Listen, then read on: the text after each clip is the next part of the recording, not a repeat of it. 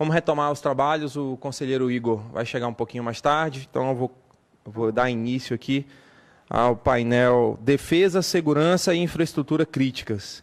Esse painel vai ser coordenado pela Adriana Mendes. A Adriana é servidora da agência, ela é coordenadora de regulamentação de condições de uso de radiofrequências na gerência de gestão do espectro, radiodifusão, espectro e órbita. É coisa pra caramba. E alguns palestrantes ainda não chegaram, então a gente vai mexer um pouquinho aqui na ordem, é o tempo dos outros irem chegando, então a Adriana vai começar e depois ela vai chamando os seguintes. Adriana, por favor. Ficou claro que a gente está no momento super oportuno de fazer algumas escolhas e algumas decisões para que a gente não cometa os mesmos equívocos cometidos há tempos atrás, onde a questão da escolha dos padrões e tecnologias de voz, que cada um fez suas escolhas, a gente tem uma série de padrões e hoje essa interoperabilidade é dificultada por causa da existência desses múltiplos padrões. Talvez agora a gente está numa oportunidade de, pelo menos na parte de dados, a gente já caminhar para uma solução que possibilite essa interoperabilidade.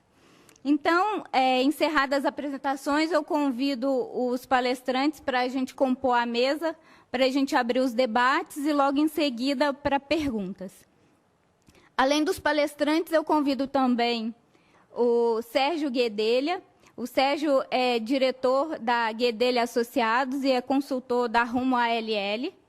Ele, apesar de não ter feito a apresentação aqui, vai ter uma oportunidade de colocar seu ponto de vista também. Além dele, eu convido o Dani Avanzi, que é o vice-presidente da Airbras, e também com essa possibilidade de trazer para a gente o ponto de vista para enriquecer o nosso debate, tá bom?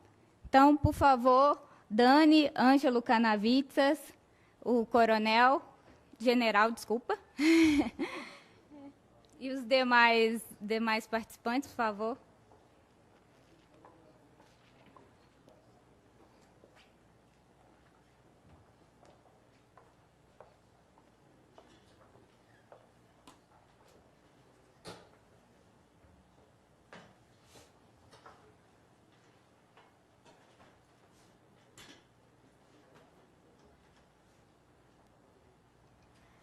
Bem, antes de começar os debates propriamente ditos, eu vou passar a palavra para os convidados aqui da mesa, que não tiveram oportunidade de fazer as palestras, mas que eu tenho certeza que vai trazer informações enriquecedoras para o nosso debate. Eu passo a primeira palavra para o Sérgio Guedelha, para ele trazer suas colocações. Bom, boa tarde a todos. Obrigada, Sérgio. Dani, por favor. Boa tarde a todos.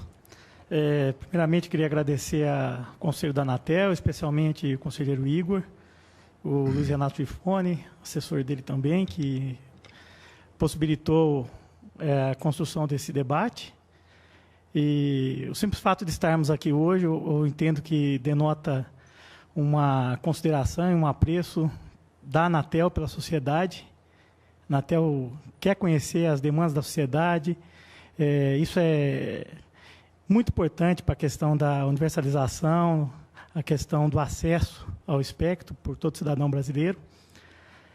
Eu acredito que todas as apresentações feitas hoje à tarde e na parte da manhã também foram muito ricas do ponto de vista técnico, do ponto de vista da inovação e da evolução que o LTE, o 4G, representa para a sociedade, para a comunidade aqui tecnológica.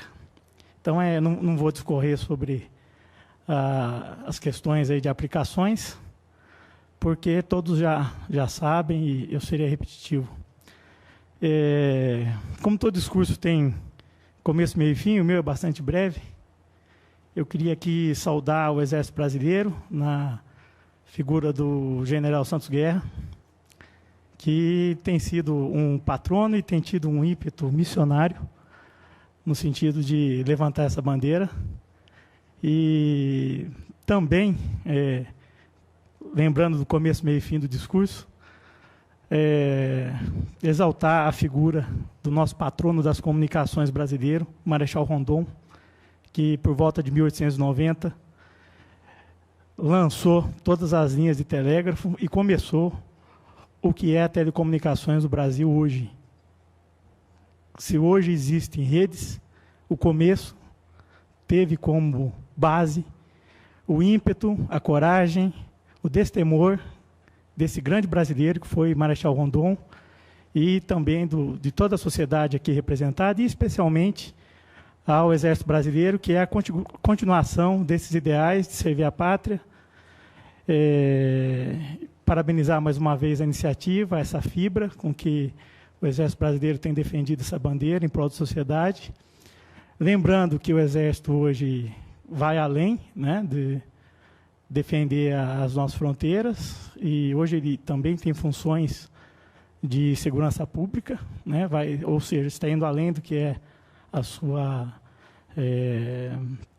destinação primária, né, a sua obrigação primária.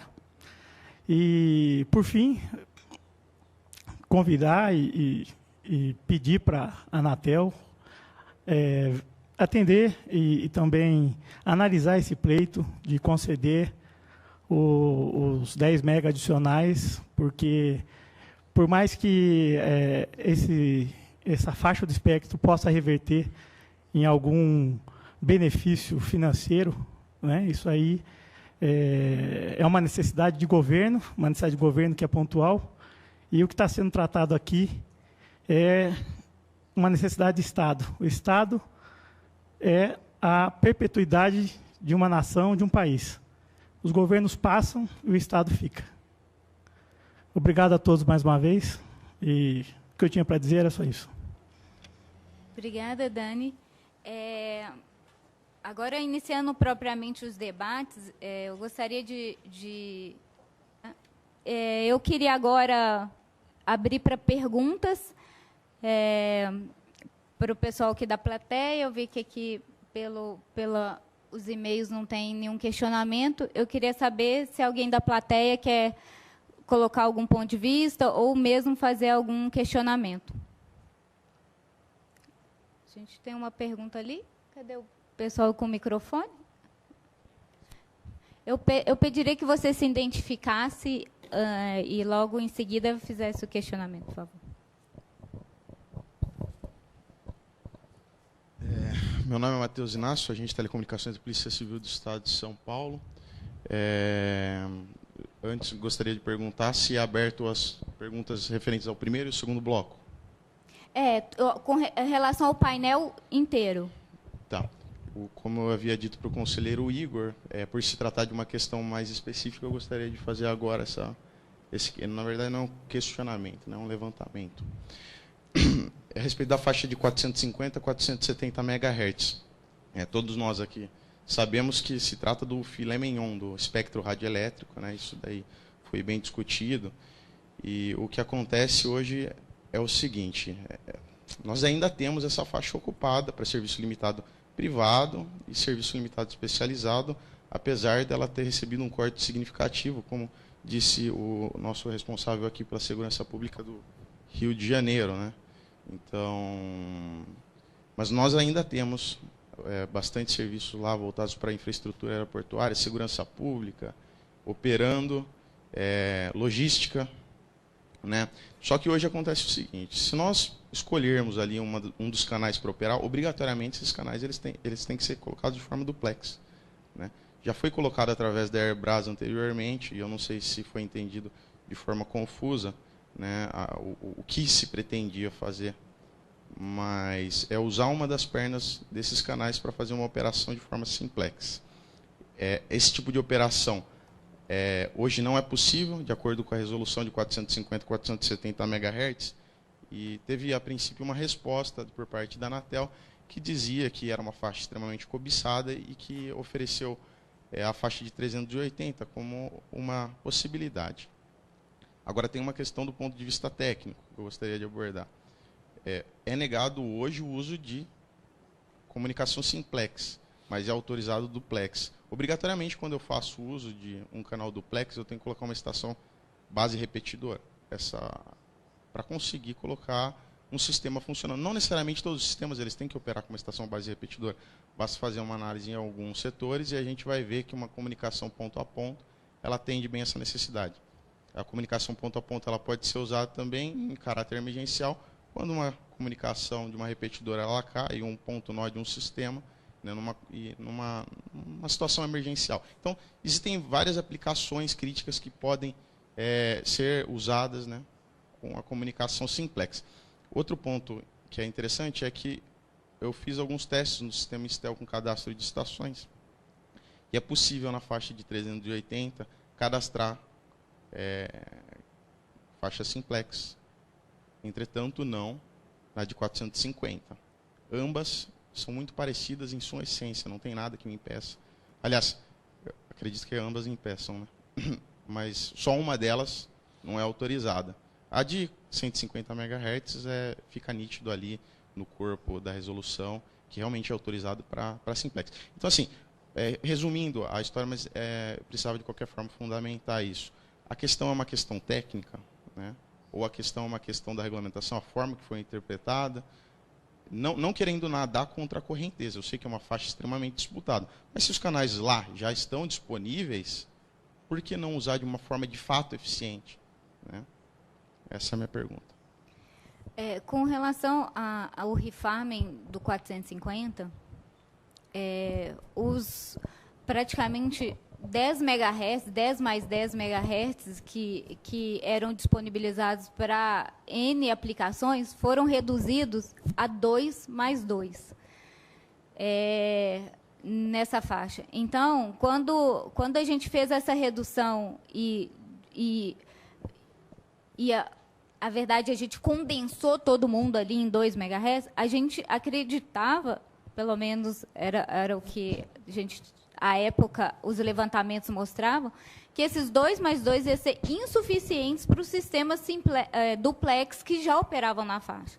E como 380 é uma faixa que ainda tem uma disponibilidade maior, priorizou-se 450 para manter somente sistemas duplex e alternativas de sistema simplex em outras faixas, justamente por ser uma faixa muito cobiçada, procurada, que foi drasticamente reduzida, e justamente por isso a gente acreditou que os 2 MHz, e a gente sabendo que ia ser insuficiente para manter aqueles serviços que lá existiam, muitos certamente tiveram que migrar para outras faixas, e que a gente priorizou em 450 os sistemas duplex, mas sabendo que existe alternativas em outras faixas para o simplex.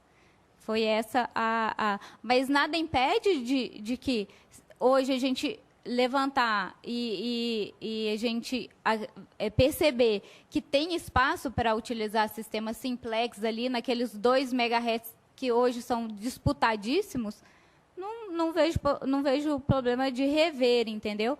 Mas eu não tenho um levantamento aqui com relação ao licenciamento, aos pedidos e autorizações com relação a esses canais ali, se realmente existe uma demanda forte o suficiente para permitir simplex ali naquela faixa.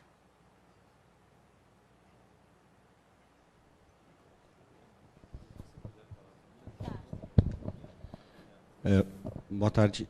Meu nome é Ricardo, eu sou empresário do ramo de radiocomunicação.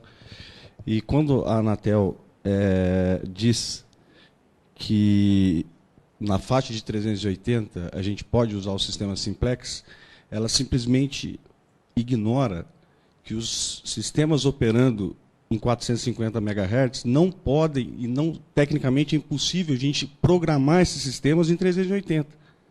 Então nós teríamos que mudar todo o parque de rádios para usar sistemas simplex, e isso no mercado de pequenas e médias empresas é impossível, né?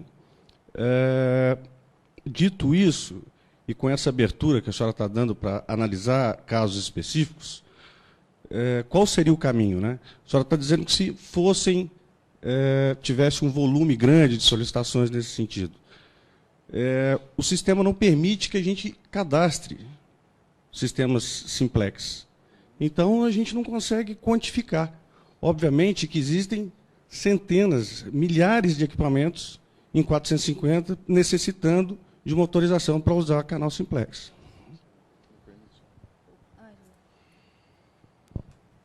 Bom, assim, um pouco avesso, né, o nosso foco principal é Matheus Inácio, né? Mas eu concordo com a colocação dele, porque, na verdade, na Petrobras a gente tem o mesmo problema, a gente tem sistemas que a gente utilizaria simplex, e para a nossa solução, ou a gente está pagando os 2 canais e um fica ocioso, então isso não é eficiência espectral, ou então a gente migra de faixa quando dá para migrar. Mas isso aí significa não aproveitar o equipamento que já existe naquela planta. Então, eu acho correto. Eu só não sei avaliar aqui se essa demanda também é de muitas outras empresas, mas com certeza o que ele colocou é uma vivência também na Petrobras. Queria fazer uma parte também, Adriano, que o que está acontecendo na prática, né? O pessoal está licenciando as 2 pernas e jogando uma fora. Então, em vez de a gente otimizar o espectro, nós estamos dobrando o gasto do espectro. E ninguém vai ficar sem o sistema e irregular, né? Então, a prática comum está sendo essa. Então, a gente já tem, inclusive, como o Matheus Inácio citou, pela Airbras, uma posição sobre isso, pedindo que a Anatel, quando faça o refarm, né, faça um aditamento à resolução 558, permitindo, nos casos de interesse, né, inclusive algumas aplicações de telemetria, né, uma série de aplicações pode operar nesse sistema com sistemas de duplex, né? Então, pedindo que reveja, que não está muito difícil da gente fazer esse ajustezinho, não. Acho que sem mexer no que já está pactuado aí do espectro, né?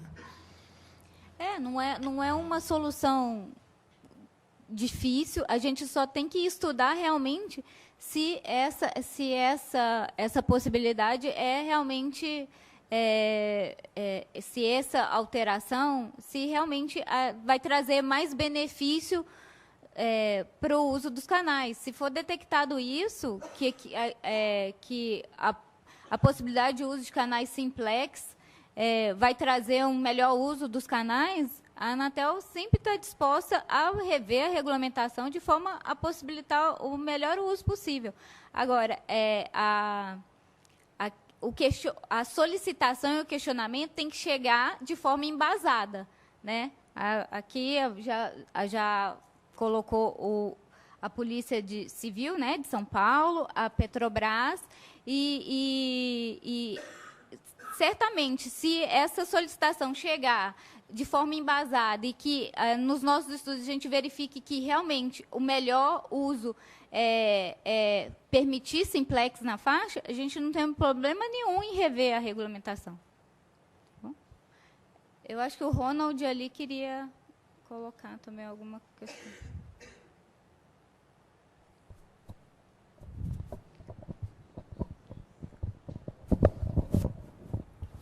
A reserva de uma porção de espectro. Dani? Ainda referente à questão do 450 MHz, uma grande parte dessa faixa foi alocada para as operadoras móveis. E é uma faixa que, inclusive, alguns presidentes de empresas, de operadoras móveis, já declararam que não tem interesse nessa faixa. O Agostinho já externei essa crítica aí construtiva, dizendo que no mundo praticamente não tem operadora de telefonia móvel na faixa de 450 MHz. E, pelo que eu sei, posso estar enganado, acho que a ocupação dela hoje pelas operadoras está muito baixa, né? Eu sei que elas têm um cronograma de implantação, pelo que eu sei, não venceu ainda esse cronograma, mas o que eu gostaria de deixar o questionamento aqui para a Anatel, para a reflexão da Anatel, se as operadoras, findo esse prazo, não ocuparem essa faixa, existe a possibilidade de revermos tudo isso que foi tirado do serviço limitado privado, foi tirado da sociedade produtiva do Brasil. Eu tenho, na minha vida profissional, muitos clientes na agroindústria que usam essa faixa. E nós estamos falando, quando a gente fala de agronegócio brasileiro, nós estamos falando de 25% do PIB, que desde a época do mercantilismo vem salvando a balança comercial de desastres ainda maiores no Brasil. Nem estou falando aqui de questões de segurança pública, de sociedade, para não ser repetitivo. Estou falando de um outro viés da sociedade, do viés industrial, que, no que diz respeito a impactos, no que diz respeito à universalização e atendimento da demanda da sociedade brasileira no espectro, eu acredito que precisa ser revisto e precisa ser olhado com mais cuidado. Produtores rurais? Não, mas você mencionou produtores rurais agora. Sim. Então, que estão em área rural, essencialmente, né? Porque para onde é 450, a gente ia tentar construir redes para... Quer dizer, tem no regulamento 3,5, né? Uso em... Então, a faixa 3,5 está destinada ao uso offshore, até 50 quilômetros. Isso é os 50 quilômetros é um restritivo? E isso não resolveu? Não sei, eu peguei pelo meio, mas tinha alguma discussão sobre necessidade de espectro para uso offshore. Em 700? Qual é mas o 3,5 tem a possibilidade de o LTE TDD. Isso não resolveria. Eu estou dando dois exemplos. 450 e meio rural, é exatamente essa tentativa, porque pela característica da frequência, tem uma... Quer dizer,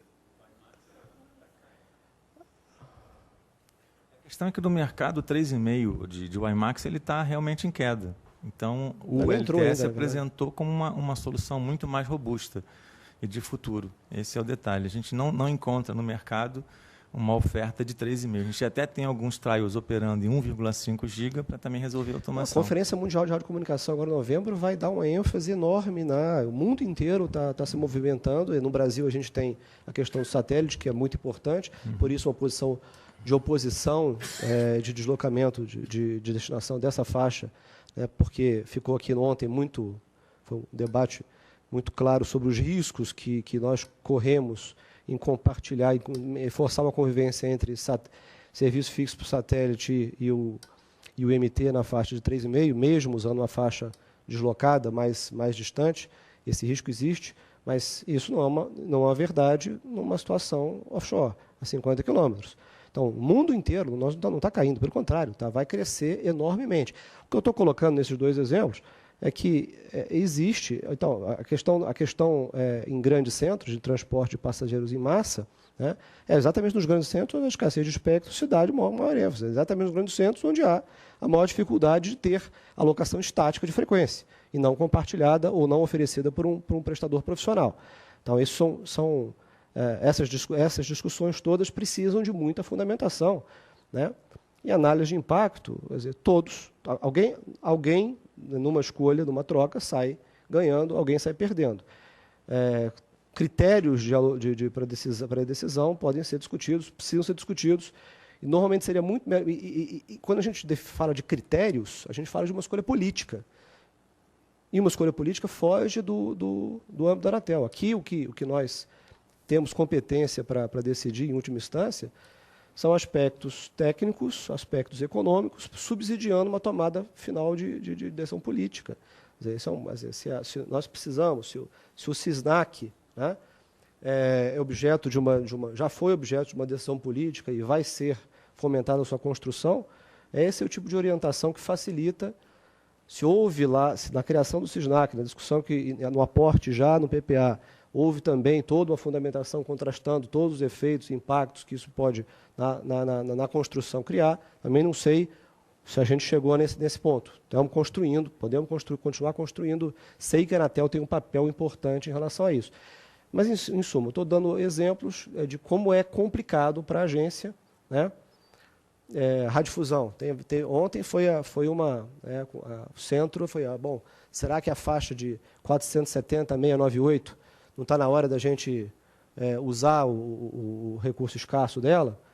Ouvi o Ronald colocando aqui à disposição para conversar sobre soluções para isso. Pode ser que seja uma solução, tirando os grandes centros, onde talvez seja outro encaminhamento de plataforma tecnológica, no resto do Brasil, principalmente em regiões de fronteira, não há tanta escassez assim, há muito mais canais disponíveis que poderiam ser aproveitados. Então, todo mundo tem um impacto, todo mundo tem, quer dizer, a escolha decorre de cada grupo, né, trazer as suas necessidades com a fundamentação sobre ganhos e perdas. E a análise de impacto regulatório que a Anatel faz também tem suas limitações, na medida em que, em última instância, tudo é uma decisão política.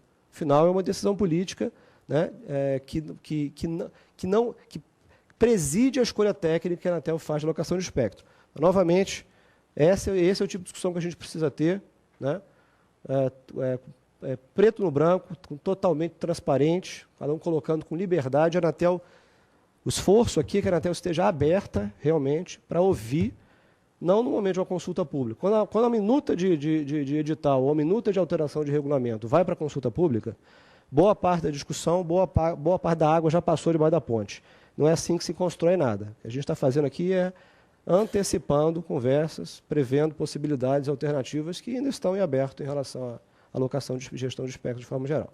Então, dado o avançado da hora, coloco a última vez, há alguma colocação a mais que a audiência pretende fazer em relação ao tema. Eu queria dar essa oportunidade ainda, não havendo.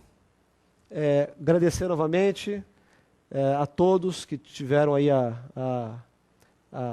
tomar o seu tempo, tomar a sua agenda para vir a Brasília, ou deslocar-se das suas bases para acompanhar esse debate aqui. Foi, para nós, bastante instrutivo, não irrelevante. Estamos ouvindo, estamos processando, os senhores podem ter certeza. Quem é do corpo técnico da agência, que está aqui há mais tempo, tem boa parte desse histórico. Eu estou aqui há menos de 2 anos, ainda preciso pegar esse histórico, e é sempre bom ter uma perspectiva diferente. Porque, às vezes, a história é contada de um jeito e pode ser contada de outro, e a gente está aqui para ouvir mesmo. Então, agradeço mesmo. É sempre muito útil, muito importante. Vamos dar continuidade a essas conversas especificamente. Muito obrigado pela participação de todos nesse segundo seminário de gestão de espectro. Vamos para o terceiro, então, para ver se a gente consegue chegar lá no terceiro, chegar a algumas conclusões. Muito obrigado a todos.